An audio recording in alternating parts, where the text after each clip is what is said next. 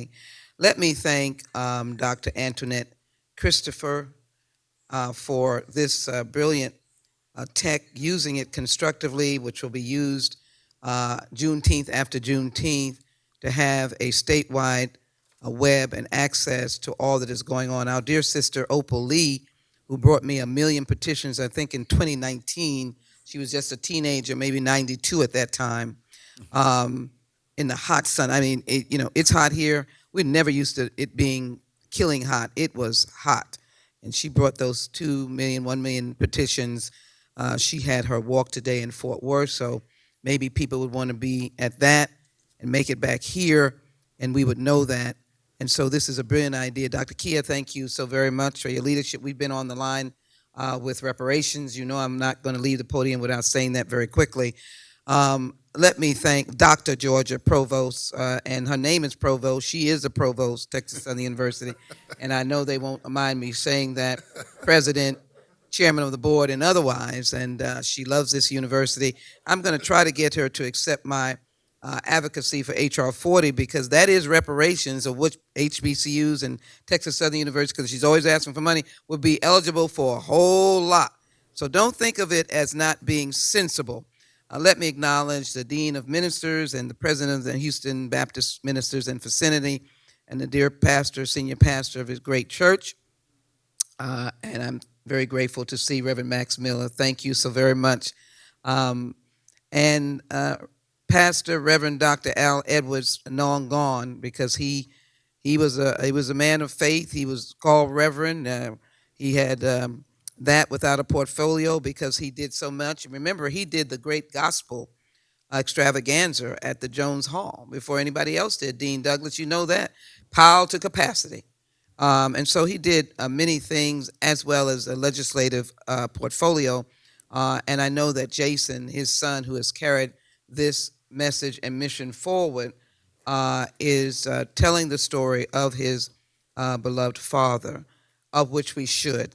So let me just, again, tie the tech but into the knowledge, because I know that they will incorporate all of this into the knowledge. And why did I, for 10 years, introduce a resolution, get John Cornyn to join me dealing with honoring at the federal level? Certainly, it was because of my interaction with Representative Edwards for a very long time. And let us not leave out the name of C. Anderson Davis and his wife. They used to do those big events at Miller Theater. That was the only thing we had. And he used to, Reverend, didn't he J.J. Robbins, he used to make sure that he pulled some pennies from everywhere. Wasn't no big corporations giving C. Anderson Davis, but that's where all of us were. We're in Miller Park on that day, unless we were in our backyard. And he got his inspiration, and Representative Edwards would always be there, and they'd let a pipsqueak like myself get on and say a few words at that time. But I grew up under them, and they did, I think they even had a parade, but whatever it was, they just started getting you so long ahead. Dr. Petrie, I hope you remember them. They're part of history and talking about Juneteenth. But Texas Southern University is in the center of it as well. As you well know, Emancipation Park brought by free slaves, Jack Yates at the helm.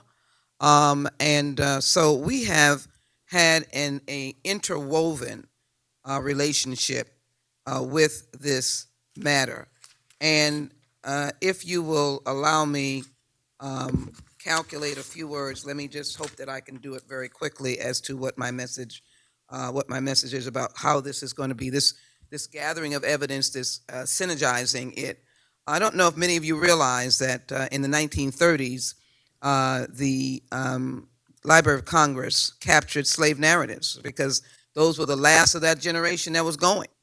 And they captured some of them, and I'll just read a minute for you. But what I do want to do is just give you some sense of Juneteenth and the depth of why I did this. It was the passion of saying, one, we were ripped away from the land, because you didn't get here on your own.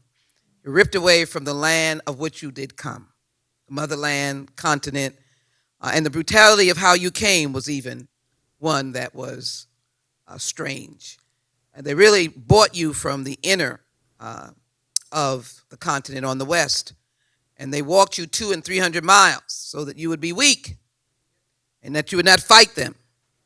And the fact that you would not fight them, that means that you would get on the ship, or as some still had their mind, they would jump into the watery grave.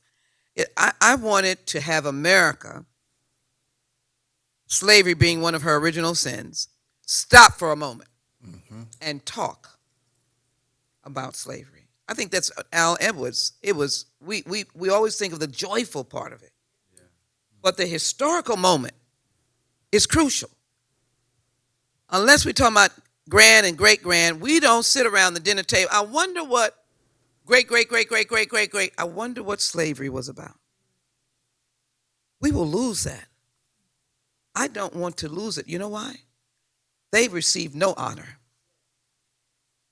no payment, no workman's comp, no life insurance, nothing. And I thought about that. Now, you can look at my legislative agenda and know that I've done a whole lot more, but I've thought about it as capturing this whole idea of Juneteenth. And then I got, thank you, Senator Cornyn, we joined on this Emancipation Trail, which I've got to fight to make sure it comes to being, because if you look at your tax dollars in the National Park Service, you have one national trail committed to your history. And that is the one from Selma to Montgomery in the 20th century. Nothing on the historical record of slavery.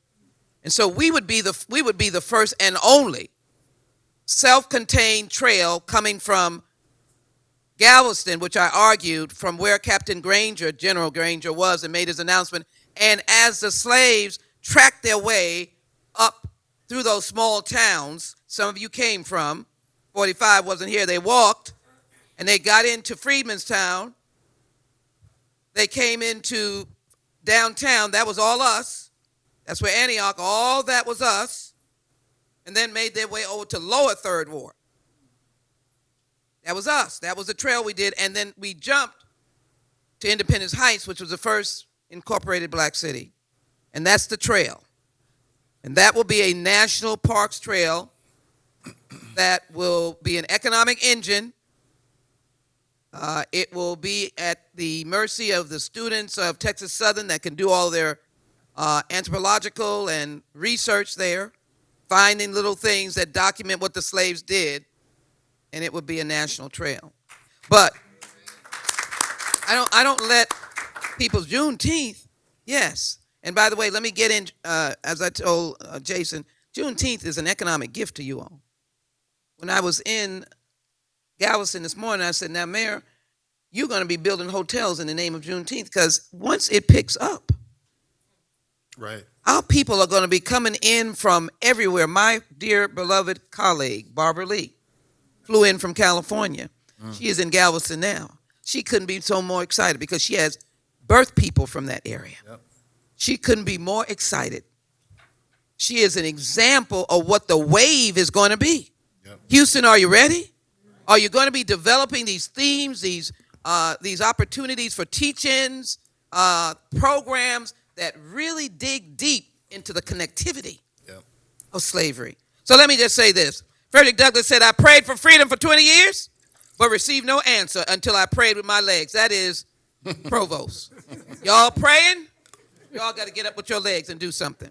This is a beautiful world, he said. This is a wonderful America, which the founding fathers dreamed until their sons drowned it in the blood of slavery and devoured it in greed. Our children must be to rebuild it. That's us. W. Du Bois, y'all just thought he had the talented 10th, didn't say much. And Harriet Tubman said, slavery is the next thing to hell. She should know. I grew up like a neglected weed, ignorant of liberty, having no experience of it. Then I was not happy or contented. It is interesting, the trajectory of slavery finds us right here in the 21st century. We are still tracking the same things. Those of us who go to Congress, we're still fighting the same disparities. And so I know that you have heard of the final order, and I'm coming to a close with that, but I'm letting you know, go and find, in fact, this August school, funding of which I contributed when we settled the desegregation lawsuit, we got this school. Chairman of the finance committee at that time was as my history reflects, Commissioner Ellis. And with the desegregation settlement, George Bush had to finally give, and we go every year to make sure they adhere that you're supposed to get equitable funding. But there are people today, Senator Miles, that has to fight for the same fight of equitable funding for TSU. Please understand, as Du Bois said, I prayed, but I got to use my legs. And I know in his lifetime, Al Edwards was always fighting. I'm glad to have been counted. Yes, I was when he was younger sister, but he was always, whenever he come home, he had something that we had to fight about, fight for.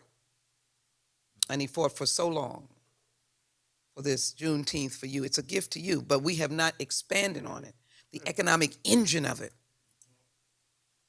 You've not created programs or put out things. Come to the Juneteenth conference, just like the Pan-African conference was in Atlanta. And black folk will come from far and wide.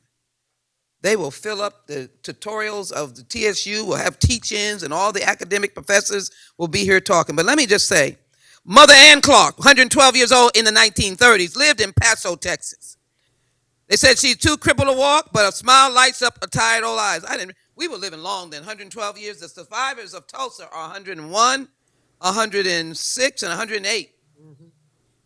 They burned them to the ground when they told us, hey, if y'all just go and act like we do and build hotels, hospitals, banks, it'll be okay. They burned them to the ground. I went there last year to the 100th commemoration. They had me as their guest, and I literally knelt on the soil that 300 dead Tulsans in the Tulsa race war were just dumped in. No grave, just dumped.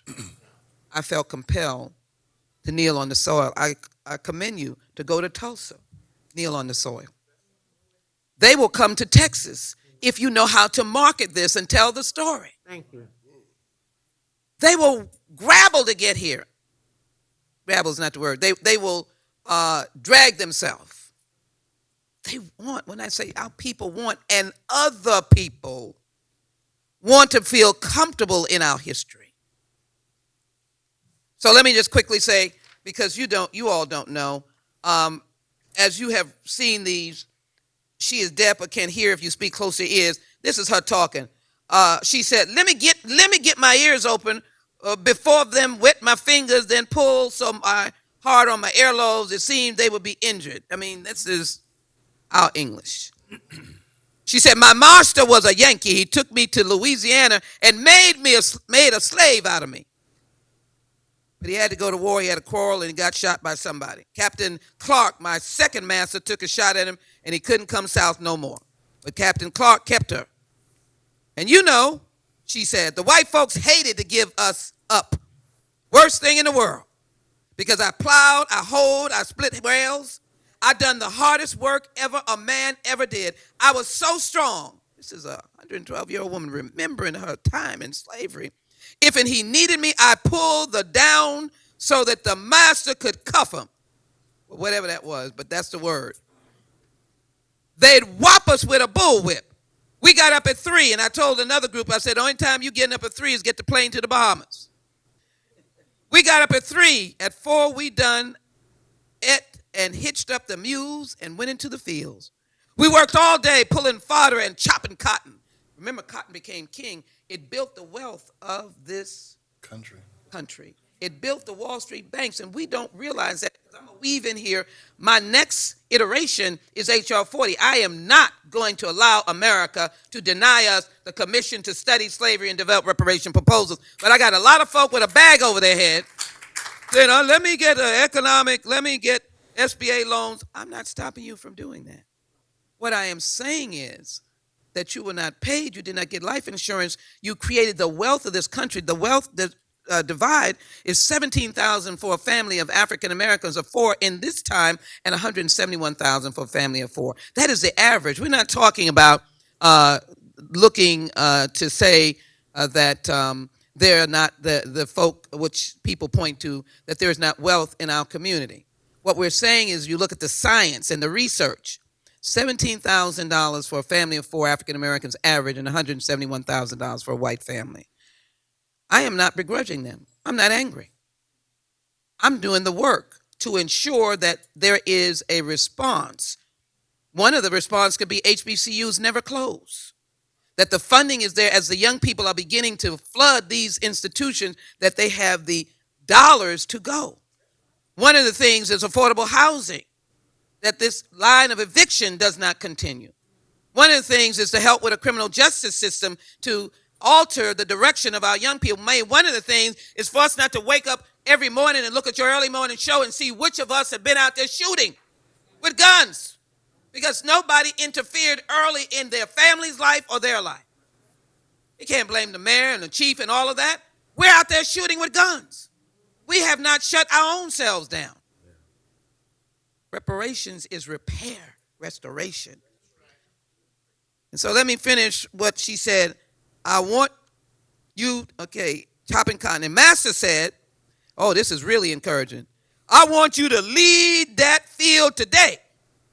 And if you don't do it, I'm going to put you in the stocks. The stocks is where you do like this and throw you into a dungeon room. And then he'd whop me if I didn't know what he was talking about.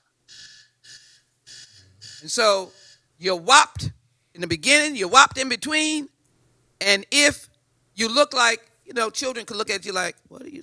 You get whopped again.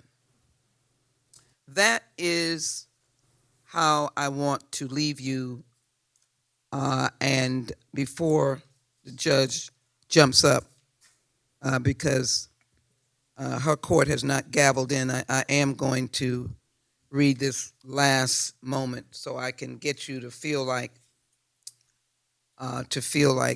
Frederick Douglass has said, praying and getting up is the same thing. The people of Texas, as the general stood before throngs, expectation, 2 years they had to wait. They couldn't get the word. They didn't get the word. Their masters were so happy they didn't get the word. They knew they had the word. The Emancipation Proclamation, January 1st, 1863. And then all of a sudden, General Granger, and because they knew they had the word, and Abe Lincoln said, I got to send a man down there because they're not letting them get the word. He probably was hearing, are them people free down there? Days not free. And so he said, man, get on the horse, get there. And so he read this. The people of Texas are informed that in accordance, and he said Texas because we were the delinquents. In accordance with the proclamation from the executive, hey, y'all, wake up. The president said this a long time ago, of the United States, all slaves are free. This involves an absolute equality of rights and rights of property. We were property. And now you're telling us that we had the rights of property? Between former masters and slaves, and the connection therefore existing between them becomes that between employer and hired labor. He didn't say becomes equal. That would have been good. And let me give you your plot. General Sherman tried to do that, and as presidents go, we lost Abe Lincoln. The new president came in, could hear nothing, see nothing, and literally told them to stand down. Yep. I leave you on this. First of all, the visual of these expected people who had been whopped, who had picked cotton as their daily life, who had watched their relative go into the soil, never to have a marker, never to be honored, who had seen daddy and mom sold, baby sold, toddler sold, never to be responded to. Well, just look into this man that said that you are free, did not hear the words that you are equal to Massa, but wanted to comfort Massa by saying, don't go nowhere now, just stay there and work. The word is that a whole bunch of them got up and got out of there. In fact, I'll use the terminology. They looked and they said, I'm out of here. Because I'm not educated, but I don't know what employee means. And as far as I know, I'm out of here. They got out of here and made that march. But that should get the nexus that there was nothing given based on what was old.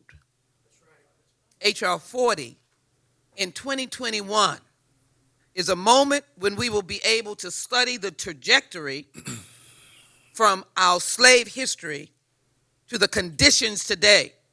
Now, some people want to be above it all, to suggest I have made it. I look at my family, my relatives. We don't need that. That is our worst enemy. Because I am suggesting to you that you need to pause a moment to dig deep, and then as you dig deep, develop the response of what is needed for some of the major ailments that I hear so many of you talking about. There is a divide in the economic engine that comes to African Americans, no matter if you are self-sufficient right now. That doesn't take to the layers of people who are not here in this room. So I thank you for letting me elongate, but it is the reason why I really passed this legislation.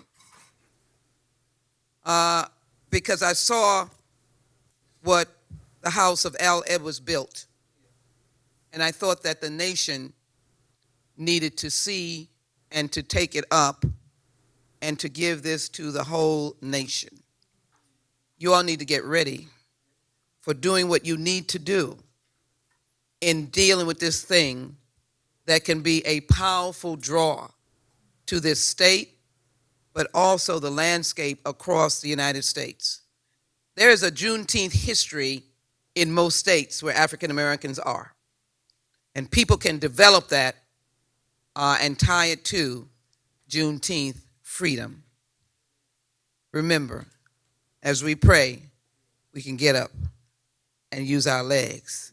Amen. We love all churches, but we will be at Antioch tomorrow praying for our ancestors at 10:30. And so do your own churches, but if you can join us later on, please don't hesitate at 10:30 on tomorrow. Thank you so very much for the opportunity. Oh, we can do a whole lot better than that. I mean, wow, amazing.